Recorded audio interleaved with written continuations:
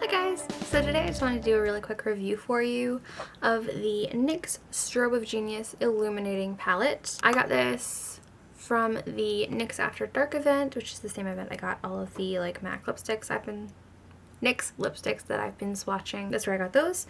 So I did get this for free, but nobody asked me to review it or paid me to review it or anything, so I just wanted to let you know that's where I got it. But it is absolutely gorgeous. As you can see, it comes with 7 highlight shades, just 4 of these little ones and 3 big ones. The big ones are all pretty basic shades, and then the smaller ones have a bit more of a color to them. Also, the packaging on this is quite nice. I love that you can see through the top, so you know what palette is when you're trying to go through your palettes. It feels really nice and sturdy, and it doesn't have a mirror, but I feel like that's less important for a highlight palette. But yeah, anyway, all of these colors are really gorgeous, and they can come off fairly pigmented. I've used this to do an entire face, eyeshadows and highlighters and everything. Some of the colors even work as sort of blushes on me, like bronzy blushes. They're really nice and creamy. They come off, again, really nice. Like I said, they're not chalky. The purple one's actually really nice and creamy. That one looks really cool on the inner corner. So yeah, I kind of just want to swatch all of the colors for you. So I'm going to try and do this in a logical order. I'll also try to take pictures for you so that I can have some better images up on the blog in case the lighting here isn't perfect. So that will be up on my blog as well. I will link that down below. So the first gold shade, which is that one right there, looks like that. Obviously, you can sheer out any of these colors. If you're going to be using them as highlighters, you probably want to sheer them out a bit. But it's cool that they have so much pigmentation in case you want to use them as eyeshadows. There's the more pinky shade, the second shade. And that's what that looks like. That one could be used as a very pale blush if you have very pale skin. It's kind of like a super shimmery version of Dandelion. And then that purple, I haven't used this one on my cheeks because it kind of freaks me out, but it is really pretty on the eyes as an inner corner shade. It's really pretty. There's also this beautiful rose gold shade in the top corner, and that one is super pigmented, almost metallic. And I've used this one as sort of a blush, and it is so gorgeous. Obviously it's super metallic, so I didn't pair it with a highlighter.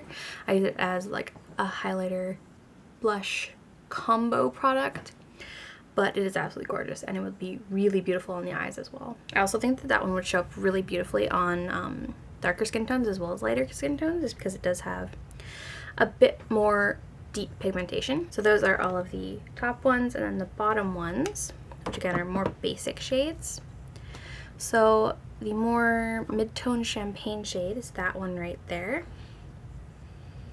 and that one looks like that. Very pretty. That's the one that I am wearing today. I don't know if you can really tell, but it's really pretty, not too dark or too light or anything. Very nice. Then there's another, this one is sort of similar in the pan to the rose gold shade, this one right here, but it's a little bit more coppery and a little less pink. And that one swatches like that. Again, that one would make a really nice eyeshadow, and you could use it as sort of a blush type product as well. And if you put it sort of in the middle, it could sort of look like a bronzery, highlighty blush type shade, and I think that would be really beautiful. I should try that next. But it's such a gorgeous copper color. And then finally, probably the palest shade, which is this one right here. It's like a really fair champagne, very frosty. The closest to a white highlight in the palette, so that's that one right there. It's not a white highlight, so it's not super stark or blue toned, which would probably be too much for some people. I quite like it on my skin tone, but if you're a little darker, it might not work for you. I've got this one on the inner corners and right under the arches of my brows. And yeah, it's just a super basic, very pretty highlighter.